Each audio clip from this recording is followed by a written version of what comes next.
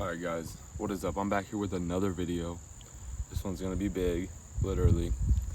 But I'm coming here to talk about the fourth branch of government, and it's basically the fourth branch because it's bureaucracy and the overreach and the bureaucracy's bureaucracy.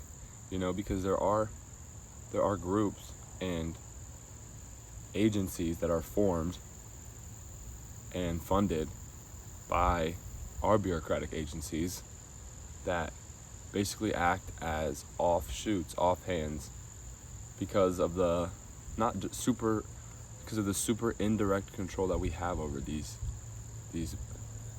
bureaucracies. So I'm going to talk about the most obvious one and just the biggest, just a super odd dystopian company and just super weird. I'm talking about Palantir because everybody's heard about it. Everybody knows kind of what they're about, and everyone knows, but everyone's like, why do we and if so, why are we against this surveillance, increased safety? And because that's not really what it is. And yesterday I was talking about the Online Safety Act with my mom, and from the outside looking in, if we trusted our government and we had checks and balances to immediately change things that we can see aren't working and voice our opinions on things that aren't working, then the Online Safety Act, which probably would be similarly adopted in America, which it is in the UK right now, would honestly be a good implementation, because children do not need to be on those websites. They don't need to get on those websites. But the thing is, we don't have the trust or the corrections in place in our government to allow them to implement those features, because we know that there are greater powers such as money, people who have money, that will exploit these programs and further overreach and overrun their power with these programs, because the government takes as much power as you give them. So when you give them a little bit more power, they're going to take a little bit more power, because power equals money, money equals control, and all that. So I'm going to just start because my friend this morning sent me a screenshot of Palantir stock, and I was probably looking at it maybe more than a year and a half ago, just because I was looking at just stocks and stuff. And over a year, Palantir's up over 145%, just an insane amount, growing an insane amount. And part of that is organic growth and organic hype and stuff like that. And another part of it is just it's going up because people are making it go up, and people will make money and people will increase their control off of it going up. So the ability of that to go up is way easier than any other stock, and the incentive for that stock and that company to grow is unprecedented. Because I wanted to invest in that stock because I want to make money. Everybody wants to make money. Everybody wants to increase their capital and increase their control over the world, in a sense. But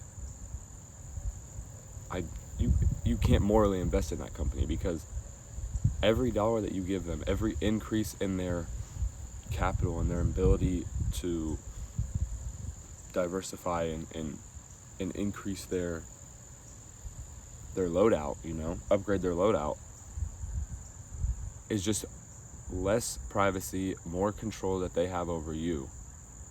And it's super odd because they get money from the federal government, and so in that sense, if they are not doing what the federal government wants them to do, they will not get those grants and their money. So whether they are directly intertwined with federal government interests, no, they cannot be. But if my parents are giving me money every day, if I'm not drunk every day, let's just say that, I don't know. So yeah, I may not do exactly what they want, but I'm not going to get drunk because that's where my money comes from. That's where my life comes from.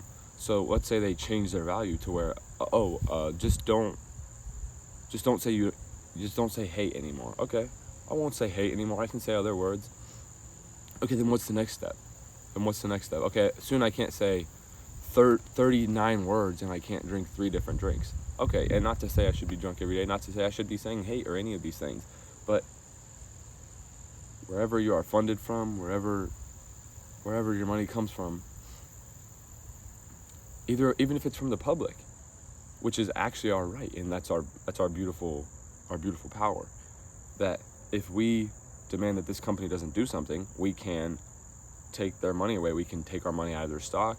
We can not buy from them anymore, decreasing their revenue. We can publicly try to ostracize that company, and that's a beautiful power that we have, and we need to uphold that power more than the federal government does, because when you see a company like Palantir, who knows what they're trying to do, but they're trying to get as big as they can because they're a profit company. So they would benefit from increased federal grants and growing their company, more products, more consumers, and the federal government would benefit from them growing as a company. So they don't have to be necessarily doing exactly what they want to be doing, but when they're growing like this, then they're gonna just be each other. Because if one can't grow without the other, then what are we gonna do? But this brings me to what I'm really trying to say here, because I'm looking at this. I just went to their website, and there's a letter. Alex Karp, the CEO, a letter to our shareholders. And let's just see who our shareholders are, because are their shareholders me and you and people who own, let's say, $500,000 worth of Palantir stock, $2 million, maybe $2 million, but not really. Let's look at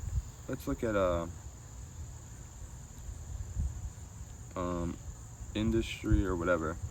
The amount of money invested in Palantir from private banks and private corporations.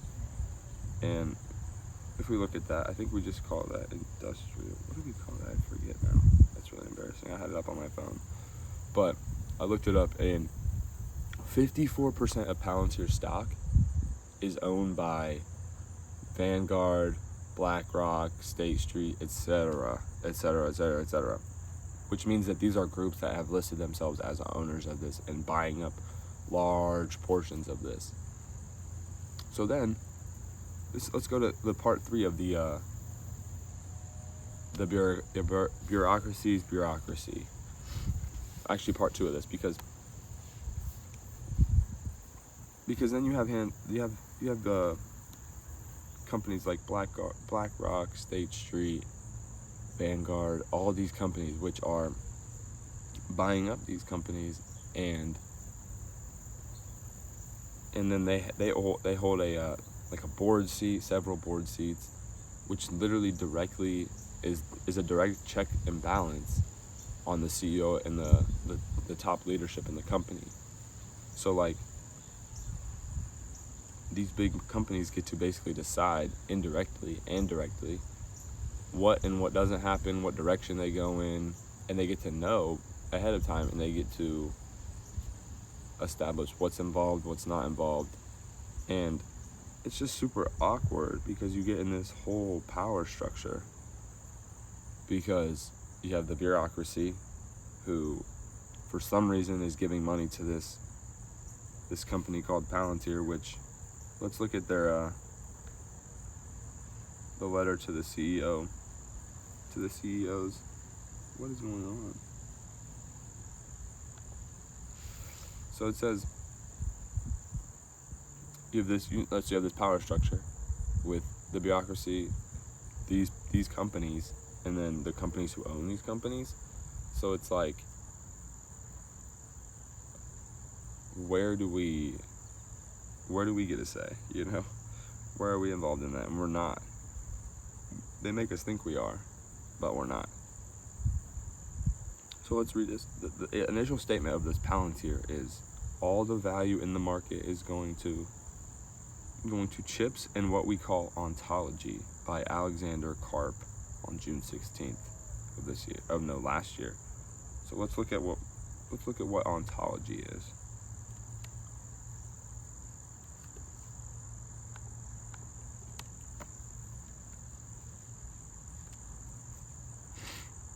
Ontology is the branch of metaphysics that deals with the nature of being. So that's weird, because that is basically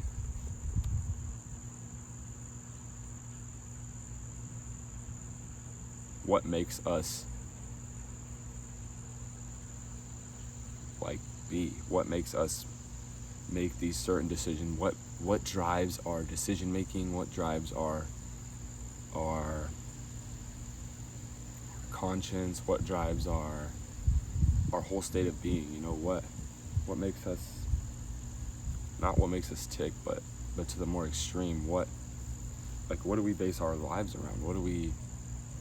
Why do we get up and stand up? Why do we walk? All this stuff. So they're trying to basically, they're not really in chips. I guess they are. They're in like drones and stuff like that. But they're not really, they're not really in chips. They're in ontology, which is literally basically trying to figure out how humans work. And the companies, they're not selling these products that they're making. There's these softwares, these big implementations of these softwares to little people like me and you and our parents and no, they're selling these to huge corporations, companies, governments, all these people who can buy this software and further exercise their company's mission, their shareholders' mission, based on ontology, which is figuring out how people work, figuring out why people think the way they do, all this. And let's look at if I can have a mouse. Why don't I have a mouse? Okay. So like, you look at how big this corporation is, and they're bragging about just getting huge. And here we go. Let's go to something here. Let's go to part of this. So they're literally shamelessly, as a company of Palantir, talking about how they can increase their, or how they, as a company, can increase their outlook on ontology and their insight on ontology, which is literally the nature of how humans interact with other humans, how humans interact with themselves, you know? So they're literally trying to figure out how we tick. And now let's look at what they're really trying to do. So the reasons for our increasingly precipitous rise are many, but principal among them is our willingness to foster an unapologetically specific culture within this artist colony of a company. Let's see, artist colony, okay. To allow for plenty of friction and disagreement across a range of domains, yet unwaveringly commit to a set of values and an approach to building. It is this culture that gave rise to the ontology, forward deployed engineers, Foundry, and Maven smart systems.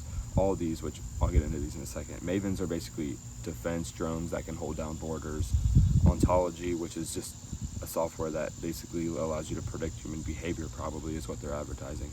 Forward deployed engineers, let's look up what that is.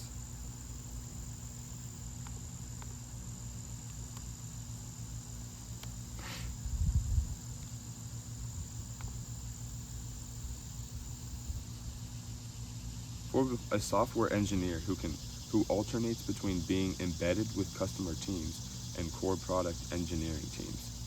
So basically, it's just somebody who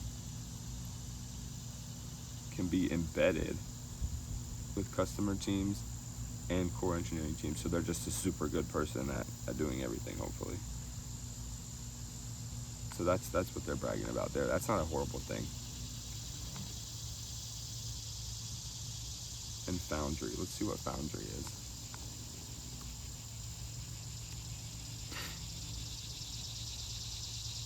Is the heart? Let's see. Oh, wow. So here's what we see. The first thing they show you is a graph. And what they show you is, I'm going to show you guys this graph. Is basically data. Can I zoom back out to that?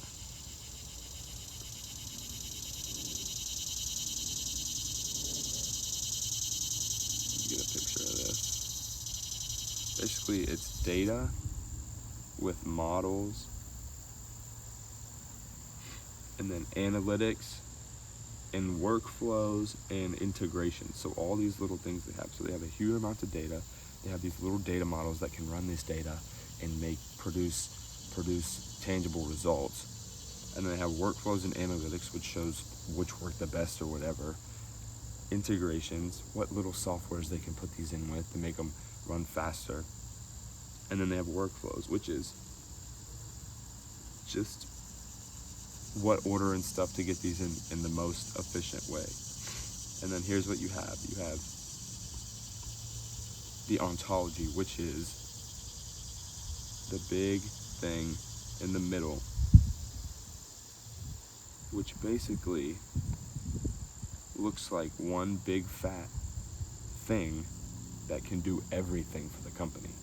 It can. Holy shit, this is weird. I didn't know this is what they wanted to do. I thought they were trying to, what the heck? But this is what they're trying to do. This is what they're trying to create and sell. They're trying to allow companies to implement this and allow perhaps governments to implement this. This is going to, the ontology is one big thing which combines all those things I said, and it delivers, it produces, it carries, it transports, it transacts, it records, it purchases, and it generates. Meaning, it is a figure that can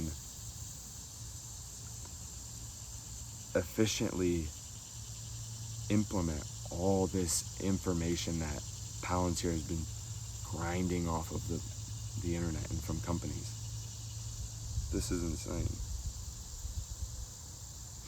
So basically they sell all different little products going off these things, and then they want to create the ontology, which they want to create all these little pieces that can operate under one big thing that can do everything for a company. So it's like they're just trying to phase us out, and they want us to only be consumers. They only want us to be consumers. Super odd. That is super odd. I have not looked at this really, I thought.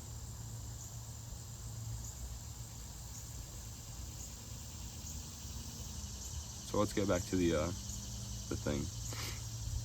Terms and titles that we those are what they said. And they said all of which have already changed the course of human history. Terms and titles that we casually coined decades ago are now widespread. Some have now even been adopted by companies which seek to mimic our impact and ascent. So I think by that they're implying that they're already using all these products within their company to grow it. Similarly, in the United States, the most consequential country in the West, is this culture that enables companies like ours to come into existence and excel. It must be protected. So this is kind of an interesting thing they get into here, because it's kind of vague on what they're trying to say they want to do and who they're trying to say they want to do it to, which is a little awkward because their mission isn't that horrible, but it's a little weird coming from a company and a company that wants to grow companies. The United States is not and should not be permitted to become a soft compromise, an amalgam of global values and tastes. A reticence, or perhaps incapacity to pronounce and to prefer beyond the shallow and ritualistic shaming of others in the public sphere that masquerades as thought. It has had cost. Let's read that again. A reserve, so you don't really want to, or you don't really have the ability to pronounce what you want and prefer what you want. Beyond the shallow and ritualistic shaming of others in the public sphere that masquerades as thought. So like basically they're saying the only way you can really do it is to get after someone on like online or something. A fuller statement of the causes and consequences of the reserve or the want not to is set forth in the Technological Republic. I think that's a book. In short, however, a tolerance of everything, a shallow embrace of all views and perspectives as equally valid, often and unfortunately devolves into a belief of nothing. Like this right here, that is kind of true. And I'm not trying to say that this is wrong or anything, but it's just really, really, really super awkward and weird because it's coming from this company. And it's like, what are you trying to say? I literally don't even know what they're trying to say, because when you hear this coming from somebody who, let's say, maybe is a certain religion, like a Jew or a Christian or a Muslim, when they're saying stuff like this, you know what they're trying to say. They're trying to say, we need to hold a deep belief in this religion because otherwise we're going to have nothing. And that's true, but when you're coming from this company, I literally do not know what they're trying to imply here. And it's kind of weird. In The Abolition of Man, published in 1943, C.S. Lewis warned us of men without chests, those who were never permitted an opportunity to develop an interior life of sentiment and emotion, of some devotion, and indeed in an attachment to the inexplicable and perhaps indefensible. So they're saying, these men that are not being allowed to grow up with the something inside them, the drive, the moral values, what they're fighting for. And then he uses a quote: "For every one pupil who needs to be guarded from a weak excess of sensibility, there are 3 who need to be awakened from the slumber of cold vulgarity." So basically they're just going to be lame. So it's kind of weird because it kind of sounds like they're pushing a hard, I don't know what they're trying to. Such men without chests promise to shepherd us forward, yet lacks much substance and content, even a flicker of an animating worldview or belief structure, other than their own self-preservation and advancement. So I kind of like this part because it's pretty true, but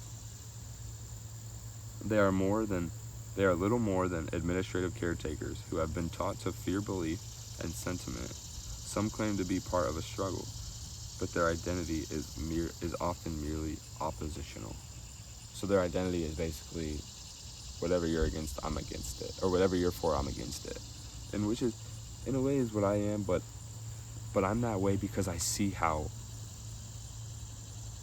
bad everything is. And if you're for something good, I'm for it, but usually it's just like some people and a lot of people in this day and age are just really numb and just trained to be numb and accepting, and it's like, no, we need to be trained to be quite the opposite, because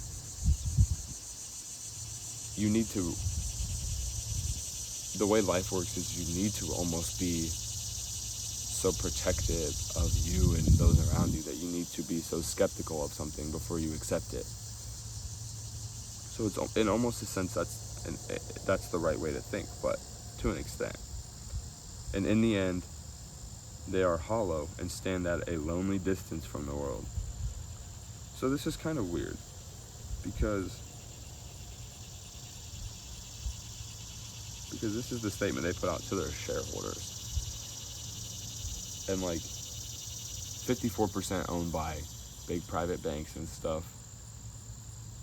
And then But those big private banks are putting this message out, you know? They own 54%. You know, they're not really shareholders when they, as a group, own 54%, you know? And then, you know, it's really easy to buy up 54% of a company when you can have people go and talk to the people who write the laws and encourage them to give money to this company, you know? So it's really odd because I don't really know what they're trying to say in this. Are they trying to say that they're trying to be...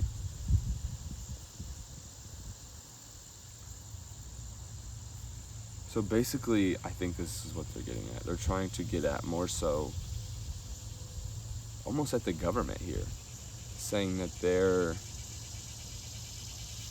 one of their biggest shareholders. So this is almost, looks like it's almost written at the U.S. government that they are, this is almost a little like, they're showing off everything and then they're like, but we have all of this because of this insanely good and protective and validating U.S. government.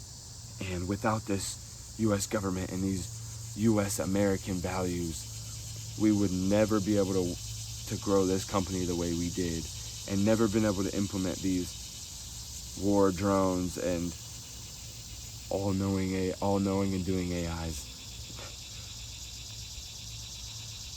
without the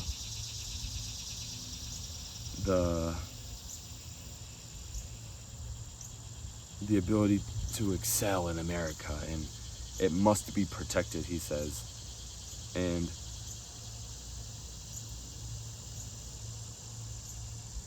they kind of say that the cause of this and the consequences of this are, let me see what this technological republic is real quick.